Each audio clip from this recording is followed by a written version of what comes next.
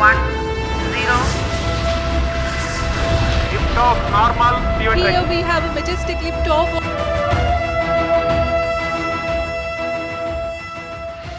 14 जुलाई की ये तस्वीरें पूरे हिंदुस्तान के जहन में जिंदा हैं।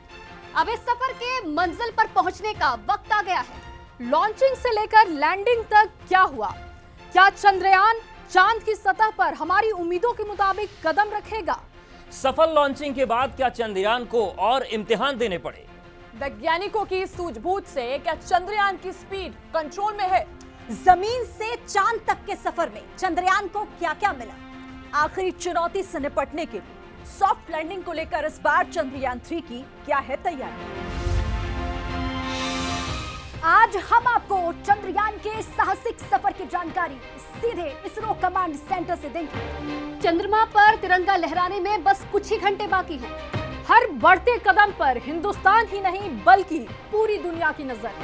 चंद्रयान 2 की पिछली चूक जो इस बार हमारे लिए हथियार बन गई। चंद्रयान 2 से जो सीखा वो कैसे चंद्रयान 3 की लैंडिंग के लिए मददगार होगा। यही वो जगह है जहां से चंद्रयान 3 पर हर पर नजर रखी जा रही है। हम 7 हिंदुस्तानी आज आपको बताएंगे चंद्रयान की लॉन्चिंग से लेकर लैंडिंग तक की पूरी कहानी। plus 5 seconds. Lift off normal. Here we have a majestic liftoff of LVM-3 M4 rocket carrying India's prestigious Chandrayaan 3 spacecraft.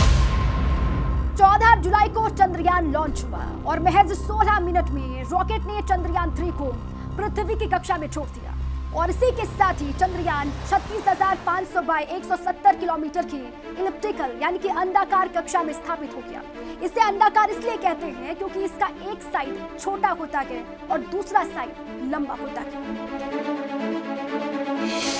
दूसरा फेज है चंद्रयान का पृथ्वी के चारों ओर ऑर्बिट को बढ़ाना, जो कई स्टेज में बढ़ाई जाती है। ऑर्बिट को 5 बार बढ़ाया गया। पहली बार ऑर्बिट बढ़ाई गई 15 जुलाई को, दूसरी बार 17 जुलाई को और इसी तरह 18 जुलाई को तीसरी बार, चौथी बार 20 जुलाई को और पांचवी बार 25 जुलाई को। इससे पृथ्वी के गुरुत्वाकर्षण क्षेत्र से बाहर निकलना संभव हो पाता है। तीसरा फेज है पृथ्वी से चंद्रमा तक का सफर। इसे लूनर ट्रांसफर ट्रेजेक्ट्री कहा जाता है। चंद्रयान 3 ने 1 अगस्त को पृथ्वी के गुरुत्वाकर्षण क्षेत्र से निकलकर चंद्रमा की तरफ बढ़ना शुरू किया। इसमें चंद्रयान 3 की गति और समय की गणना में एक्यूरेसी बहुत जरूरी है। यदि चंद्रयान 3 निर्धारित गति से धीमा चलता तो चंद्रमा के बाद उसकी कक्षा में पहुंचता और चांद तक पहुंचने में असफल हो जाता।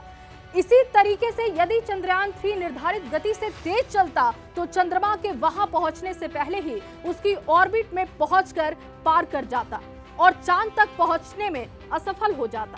चौथा चरण है चंद्रमा के गुरुत्वाकर्षण क्षेत्र में प्रवेश। इसे लूनर ऑर्बिट इंसर्जन कहा जाता है। 22 दिन के सफर के बाद 5 अगस्त को चंद्रयान 3 चंद्रमा के गुरुत्वाकर्षण क्षेत्र में प्रवेश कर गया। यहां पर चंद्रयान की स्पीड घटाने के लिए इंजन से अपोजिट डायरेक्शन यानी कि उल्टी दिशा में फायर किया गया और यह तब होता है जब चंद्रयान चंद्रमा के सबसे करीब हो। ऑर्बिट में प्रवेश करते समय चंद्रयान के ऑन बोर्ड कैमरों ने तस्वीरें भी कैप्चर की थीं। 40 सेकंड के इस वीडियो में चंद्रमा पर क्रेटर्स साफ दिख रहे थे।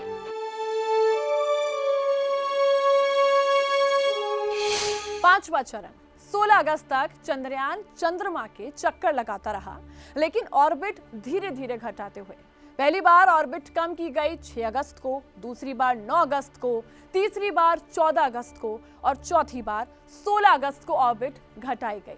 प्रपल्जन इंजन की फायरिंग के बाद चंद्रयान चांद की 153 बाय 163 किलोमीटर की कक्षा में स्थापित हो गया और इस तरह चंद्रयान चांद की सतह के और करीब पहुंच गया। चंद्रयान ने चांद की और करीब की तस्वीरें भेजनी शुरू कर दी।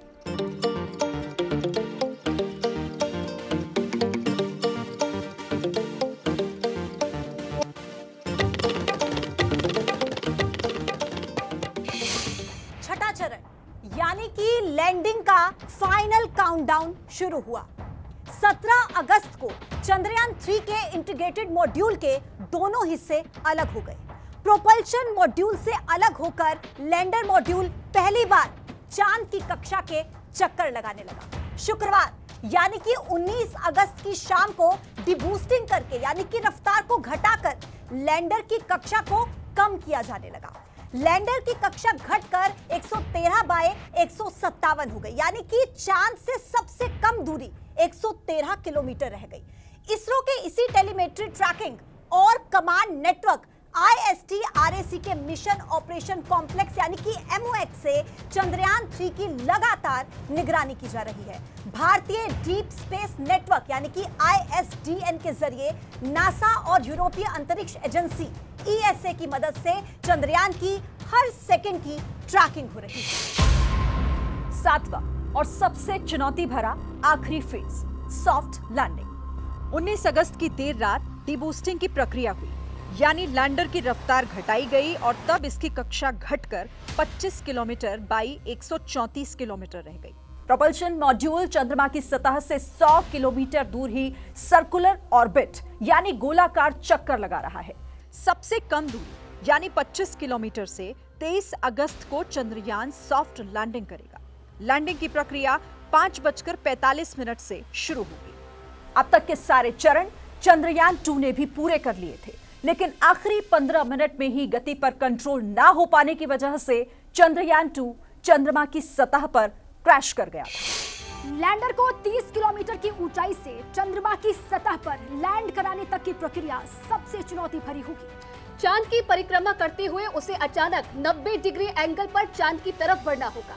लैंडिंग प्रक्रिया में चंद्रयान 3 की रफ्तार 7 किलोमीटर प्रति घंटे होगी। 23 अगस्त का इंतजार इसलिए क्योंकि चांद पर अभी रात है। 23 अगस्त को सूर्योदय होते ही भारतीय समय के मुताबिक दोपहर 2 बजे चंद्रयान चांद की सतह पर बढ़ेगा। 90 डिग्री घूमने की प्रक्रिया को पूरा करने के लिए काफी जटिल कैलकुलेशन किया गया, जहां से रफ्तार को घटाते हुए चंद्रयान 3 को चांद की सतह पर सुरक्षित उतारा जाएगा। सुरक्षित और बिना रिस्क का एरिया खोजने के लिए लैंडिंग से पहले साइट की इमेजिंग की जाएगी। चांद पर सुरक्षित लैंडिंग के लिए इस बार पहले से बड़ा इलाका चुना गया है। पिछली बार लैंडिंग के लिए 500 बाई 500 मीटर इलाका तय किया गया था, लेकिन इस बार 4 किलोमीटर बाई 2.5 किलोमीटर का इलाका तय किया गया। इससे चंद्रयान को चंद्रमा की सतह पर गड्ढों चट्टानों से बचकर सुरक्षित लैंडिंग में मदद मिलेगी। चंद्रयान 3 की लैंडिंग होने के बाद कम्युनिकेशन लैंडर से होगा। लैंडर प्रोपल्शन मॉड्यूल के जरिए पृथ्वी के स्टेशन से जुड़ा रहेगा और जरूरत पड़ने पर चंद्रयान 2 के ऑर्बिटर का भी कम्युनिकेशन के लिए इस्तेमाल किया जाएगा। चंद्रयान 3 का minute to minute surveillance ISRO command centre कर रहा है और हमें इंतजार उन पलों का होगा जब हम चांद पर कदम रखेंगे।